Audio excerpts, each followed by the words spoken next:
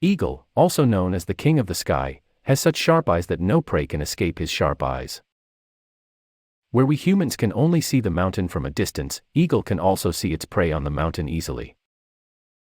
This means that Eagle can see 8 times faster than a human being, and its attack is so powerful and fast that the prey does not understand anything.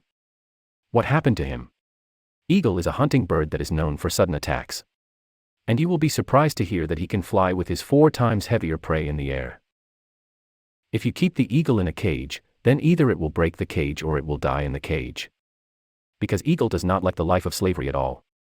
Their flying speed is 160 kilometers per hour, but when they attack their prey, their speed is 320 kilometers per hour. And their average life is 30 to 40 years.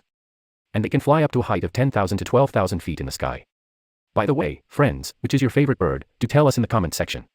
And for more videos, you can subscribe to our YouTube channel.